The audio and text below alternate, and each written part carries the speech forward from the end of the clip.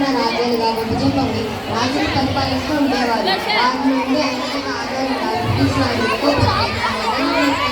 అధికారాన్ని ముఖ్యంగా చేస్తున్నారు. మరి భారతాన్ని బానిసలుగా చూసేవారు. విధించేవారు. ఎక్కడ వాళ్ళు అక్కడే కూర్చోవాలి. వచ్చిస్తారు కదా. ఈనాటి మన స్వాతంత్రం వల్ల ఆనాటి వీరులు జన్మించారు. అందరి పోరాటాల ఫలితంగా 1947 ఆగస్టు 14 అర్ధరాత్రి పండుగ స్వాతంత్రం. అప్పటి నుండి మనం తీసుకుని ఇవ్వండి వాళ్ళకి.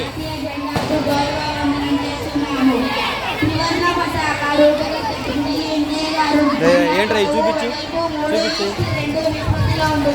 జెండాలో ఉండే కాషాయ రంగు ధైర్యం మరియు త్యాగాన్ని సూచిస్తుంది.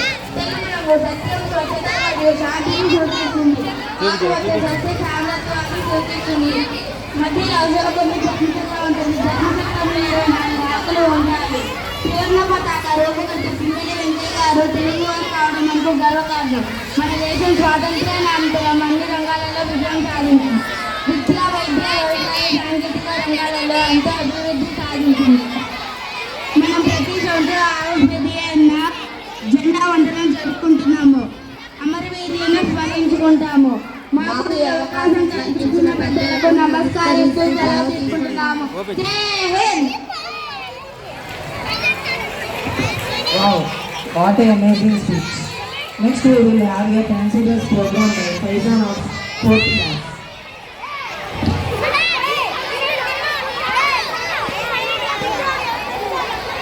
Followed by 4th class Rasya. ఎక్కడుండే వాళ్ళు అక్కడే ఉండాలి. చూడండి ఒక్కొక్క లైన్ మీరు చూడండి ఒక్కొక్క లైన్ ఇస్తున్నారు లేదు. మళ్ళీ వాళ్ళు సెకండ్ టైం కూడా తీసుకుంటారు.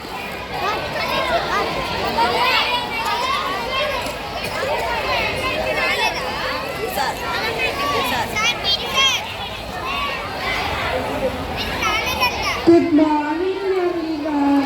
Happy Independence Day, peace and unity.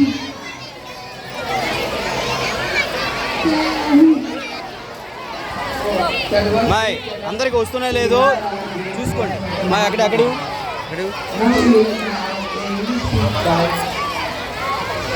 Telugu speech by Rasya and Faizan from 4th standard.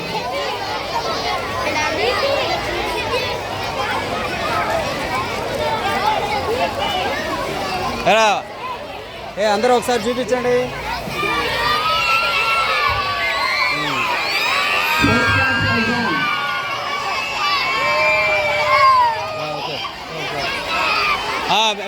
మీరు ఒకసారి చూపించండి. అందరూ ఒకసారి చూపించండి. మీరు గర్ల్స్ బాయ్స్ అందరినీ